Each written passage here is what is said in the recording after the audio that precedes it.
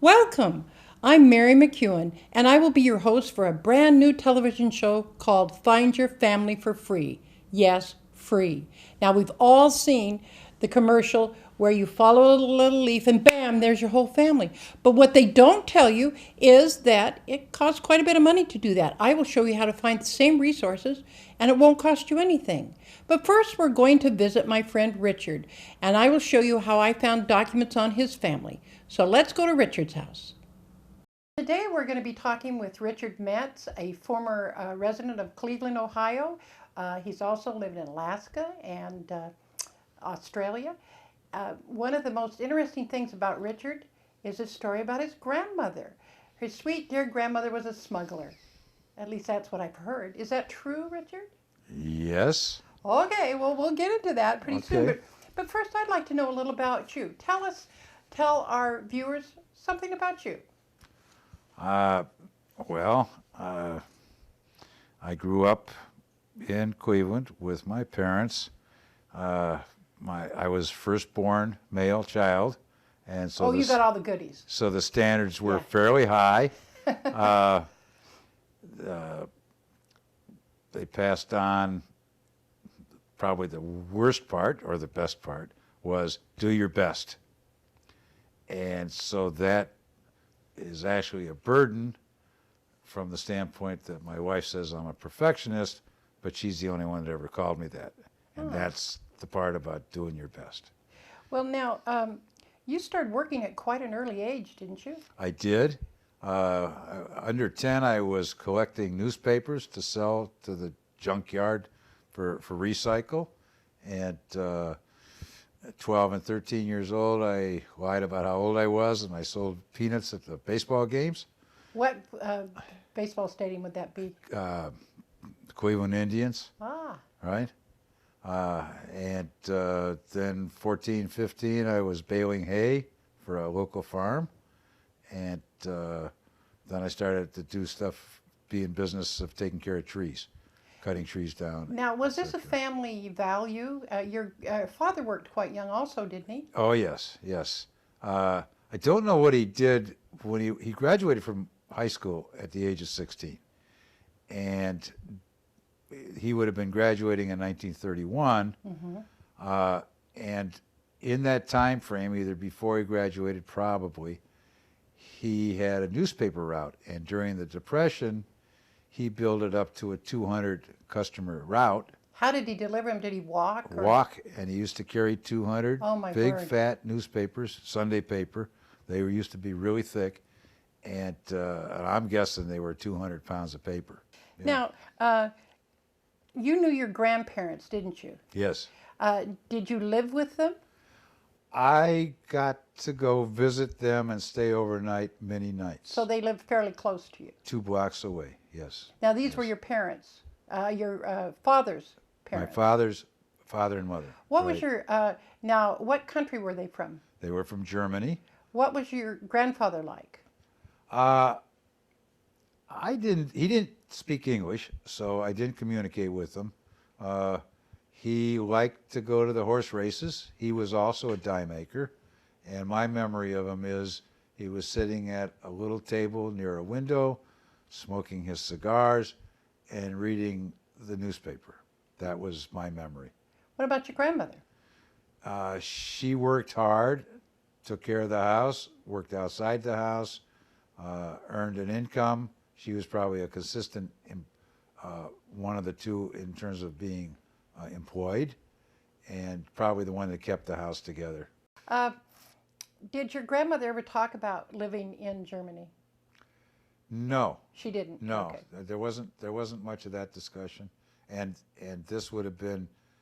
I was born in 1942, so we got 3 years of World War II, and then we're off that.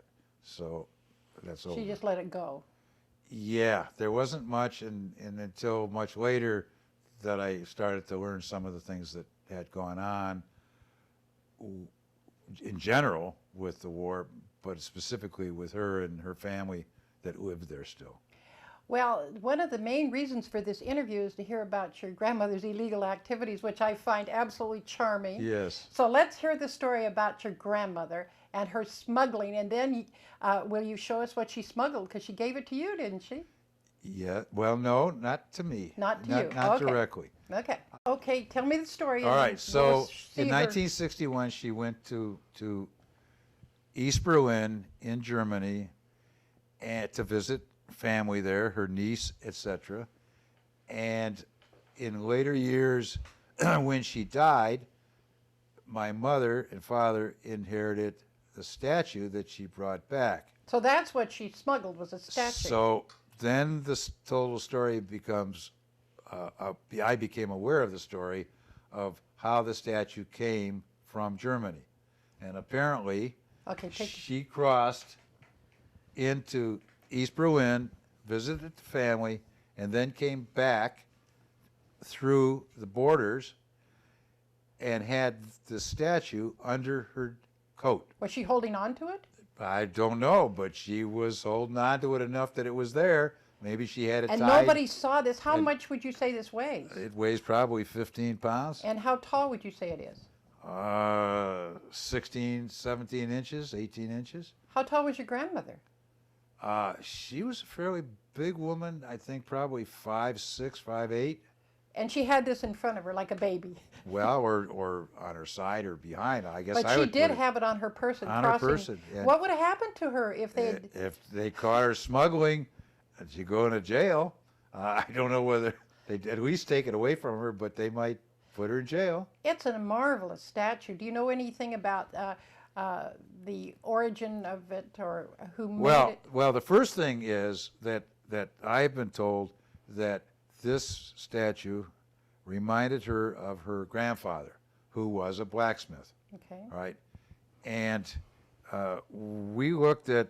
There was some writing on this, and we looked up the history, and it was originally built by a company that closed down in 1926. So this could be much older than 1926. even. Yeah, it was back into the 1880s, I think, when the company was formed. So I suspect that this was something that the niece had, that my grandmother. But it meant a said lot to your grandmother I could to have put her... to put her life at risk, yes, or because they weren't to go messing to around jail. in 1961. No, they weren't. I mean, they had the Berlin airlift, so they were still kind of shooting at Well, I each guess other. you could always say, oh, I didn't know. What's Yeah, that I didn't know I statue?" had it right. I don't think so. But it's a marvelous statue. How does it make you feel when you look at that statue? Well, if I had the full head of hair, I had a beard like that once for about 3 months. Actually, you do look a lot like that statue. And I'm kind of like built like him. At least I was then, when I was 20s and 30s. So you identify with it. So I do. I do identify with it. Does it make you feel strong? What emotions do you have when you look at it, other than that it's handsome like you? You know?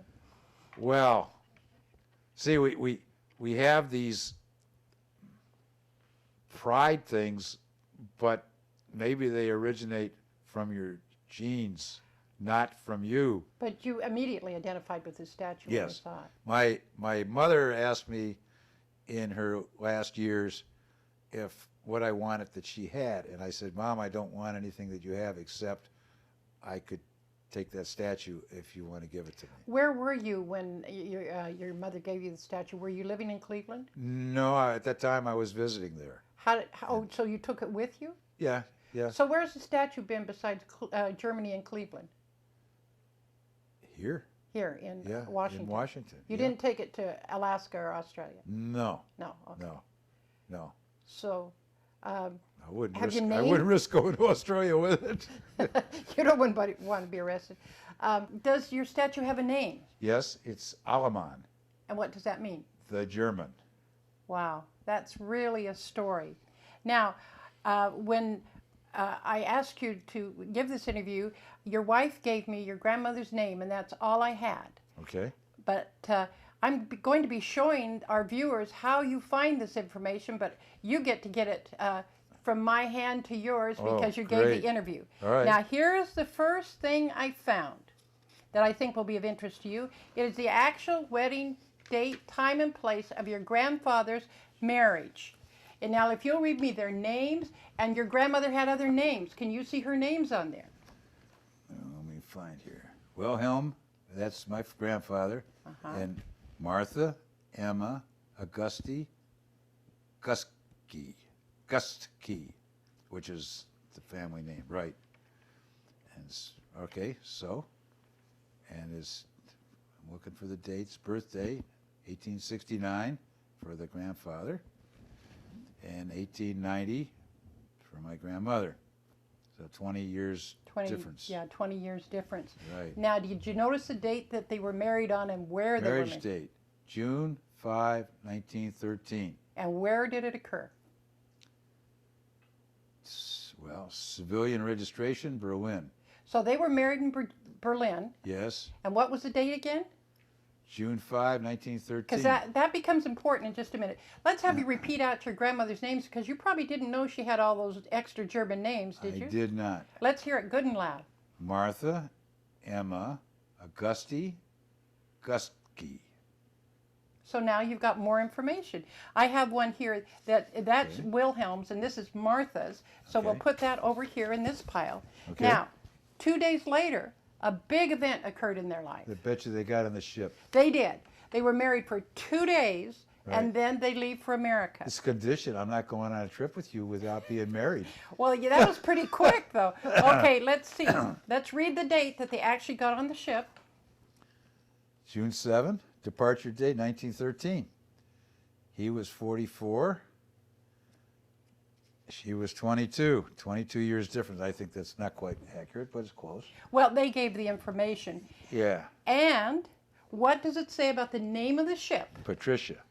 Well, here is all the information on the Patricia, the size, all the things that happened, and here is a photograph of the boat that they came on just a few weeks afterwards. It was fitted out for a German troop ship, and they added some things, but essentially that's exactly what it looked like a few months. And their last cruise on that ship was in October, so there were just a few more cruises, and then it became a ship for the government. Because they started this First World War. So what do you think when you look at that? Can you see them on the deck there? Well, if you can't, I have a picture of some actual immigrants taken on that ship. Wow. Wow. Do you think they had to be on the deck the whole time? They were third-class passengers, so they probably had to be on the deck in the daytime. Wow. But what does it make you feel when you see that picture? Guts. Guts? They Okay. had. To make that trip, I mean, you think about that. I don't know how long it took, but I'm guessing 2-3 weeks to make the trip across. It's a lot of miles. They don't go that fast. Now, their clothing that let's hold this up so the camera can see. Does that look like any of the immigrants in your neighborhood or not? I mean, does that look familiar to you? Is that totally strange? Well, people dressed that way back then. They I did, mean, didn't in the area where I grew up, the women wore babushkas.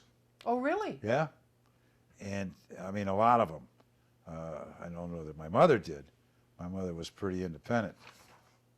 Well, now let me take these. You can read about the Patricia. There's a lot of information here. So they got on the Patricia. They came to America. Well, I'll let you look at that. They came to America, and your grandfather did something a few years later. Well, actually quite a few years later. Right. But let me show you this next thing. Look what he did. So you have a copy of the thing that I said was destroyed.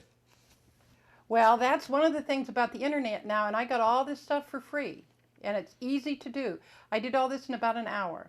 I found their marriage certificate, the boat they came on, pictures of the immigrants. I found the naturalization records.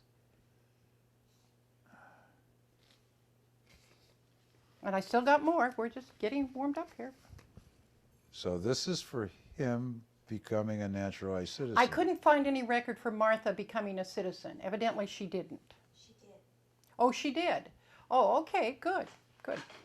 It just wasn't in the records. All right, so this is 1936. Here, this is 1930, and see who is in this household. Okay, well, Birthplace, France. That is inaccurate. Father's birthplace, France. Mother's birthplace, France. That's not really... well, that they write down what they're told. Yeah, okay. But later it says birthplace, Germany. So it's okay. And then my father. Okay. So Leo there's your- Metz, son, male, age 14, Ohio, 1913. So he probably already was a paper boy by that time, wasn't he? Yeah, he's 2 years away from graduating from high school and probably already a paper boy. So there's their census record. Now here is an obituary for your grandmother. It says date June 4th, 1964, source plain dealer, Cleveland. Martha Metz, nee Guski, is that how you say it? Gusky. Gusky, Right. beloved wife of late William. Was that true? Was she beloved wife? It's hard to tell. Yeah. It's hard to yeah. Well, we'll just assume that that's correct. Yeah, they were still together. Mother of Leo W., mother-in-law of Mrs. Mary Metz, grandmother of Mrs. Anita Finney. Richard, Mrs. Lauren Beckler, and Daryl, great-grandmother of 3, passed away Tuesday, June 2nd, at her residence, 4201 Daisy Avenue. Did you right. ever go there? Oh, yeah, sure. I slept there many nights. Didn't you tell me that when you ran away, you always ran away to your grandmother's house? Not every time, but Not every time. Now, here's some the more first time. some more documents that you want to look through. Well, I found a whole bunch on Eric, your Uncle Eric. I found out where he was born. We won't go through all this. You'll want to do that on your own. Okay. He arrived. I'll let you read his arrival. October 7th, 1923. Yep. And there's the Zanow. Okay. Yeah, that's the same Wow. one you mentioned. Yep. And here he is. He was a naturalized citizen before your grandfather. Not surprising. And then I have Eric as a married father with his wife and children. And there's, like I said, there's a lot more. So he was younger than my grandmother, Yes. looks like. And the last group of documents I have, who is this? That's my father. These are all on your father. Okay. And so you'll have fun going through these because I had your grandmother's name. We were able to find their actual marriage, their departure date, their naturalization, their families, all for free. Wow. Fantastic. So how do you feel about knowing these things? Because you've known they came from Germany, but now you have the date and the boat and More information. Yep. yeah. Wow. I'd like to see the trip that he took, my grandfather took back to Germany sometime after they came here. Oh, that's an interesting story. Why don't you share that with us? Well, my understanding is that at some point he became homesick and wanted to go back to Germany. It would have been, of course, after the First World War, and But before the Second yeah. World War. And it's unclear whether it was only one trip or two trips, and it's unclear whether the one story I have from my brother is that he went back to try and buy a hotel. In any event, he asked my grandmother after he was there to move back to Germany, and she said no. So then he said, all right, send me money and I'll come home. And so she got Reichsmark money and sent it to him. But by the time the money got there, he bought a meal with it because it wasn't enough to buy a boat ticket because of the inflation that was going on in Germany. So he wrote back and said, this time send me the ticket. And so she did. She sent him the steamship ticket, and so he came back home. Well, your family's gone completely full circle, haven't they, as far as Germany? Yeah. When I actually show how you find some of these things, there's a whole series of free classes you can take online to learn how to even do German script and read documents, so we can find more things for you. What has this made you feel like to take this journey today with your statue and talking about your family and all these things? You look very contemplative. Come on, come on. Well, Can you publish it? I'm afraid to go down this rabbit hole, okay? Because Oh, come on, come on. because you could get really wrapped up in this. Yes, You could get yes. buried in it. That is my one warning. It's addictive, Yes, I'm aware of that. but it's a good addiction. With what certain people we know have done. Well, thank you so much. Thank It's you. been my true pleasure, and I'm so glad that you were our very first guest. Thank you Thank very you. much. Thank you. Did you enjoy Richard's story? I did. Now let me show you where I found the information I gave to Richard. Here we are at the computer where I will show you the largest free site for family research on the internet. On it you will find birth, marriage, death, census, military, immigration records, and much, much more. It is provided by the LDS Church and there's no obligation, financial or otherwise, to use it. First you need to put www.familysearch.org in the address bar. Then just hit that. Here we are. Now, if you'll notice there's a bar across the top, I'm going to choose search. That's where I found most of Richard's records. Let's hit search. Now, to protect Richard's family's privacy, I'm going to use my own. I had a grandfather named Joseph Spearman who was also from Germany, so I will use him.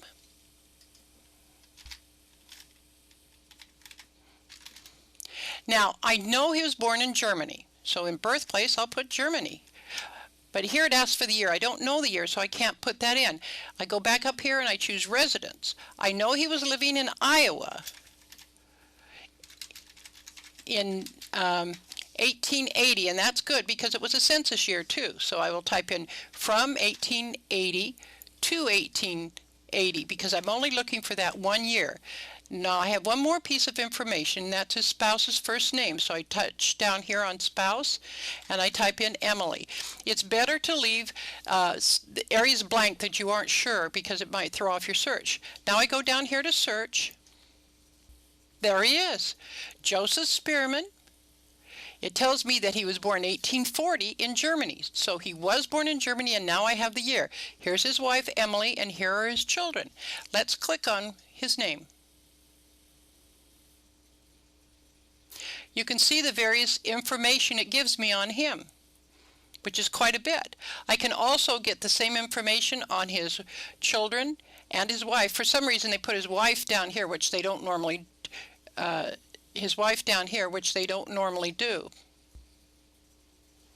Let's see, what type of information? Same type of information, but different information. And I could do this on each of the children. So the census records are very, very valuable.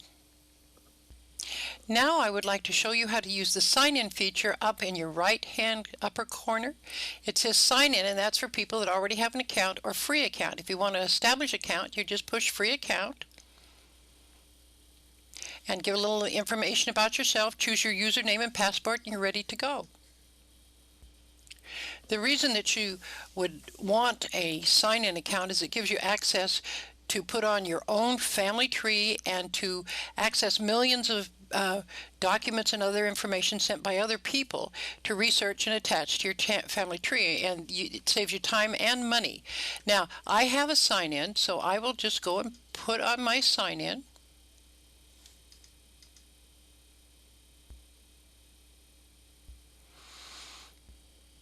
Now what I'm looking for this time is family tree. This is where I've put my information, and I want to learn more about my great-grandfather, Stanley McCubry. Instead of going to the whole tree, I'll go down to him. Here he is, Stanley McCubry. It gives his birth date, his death date.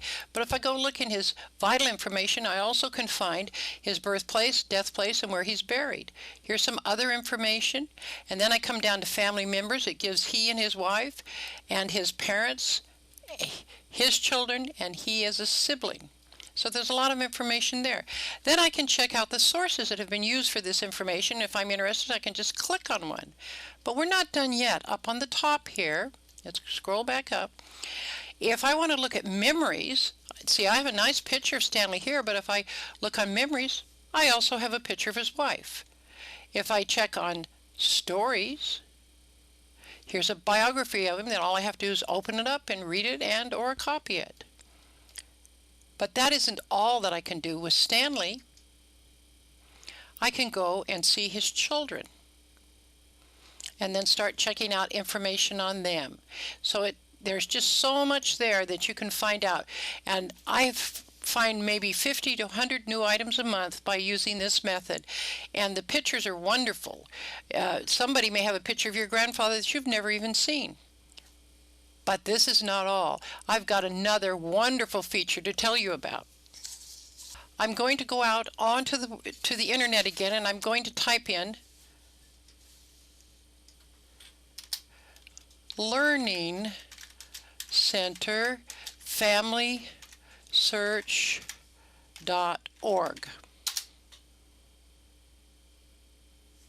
Here it is right at the top.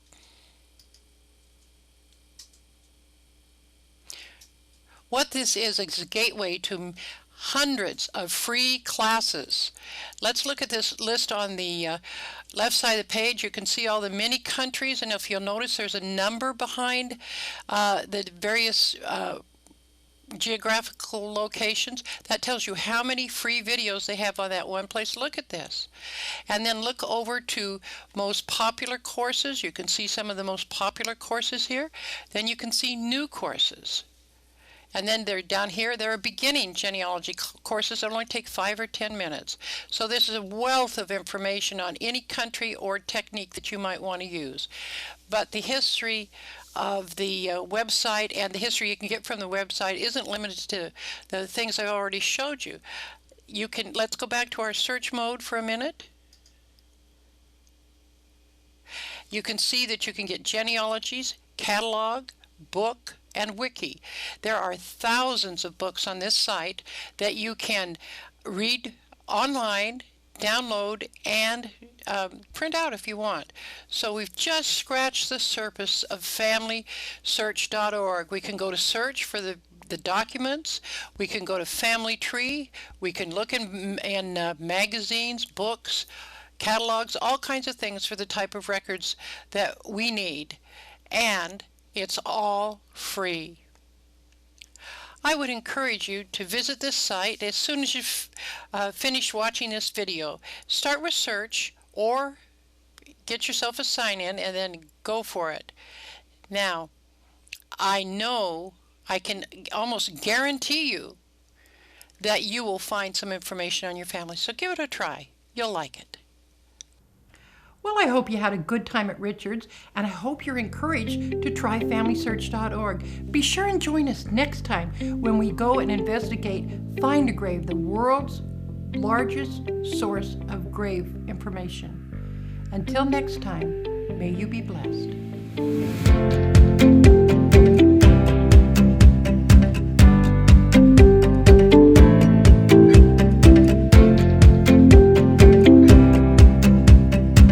If you have questions or comments about our show, or you would like to be featured on an upcoming episode, please email us, findyourfamilyfree@gmail.com.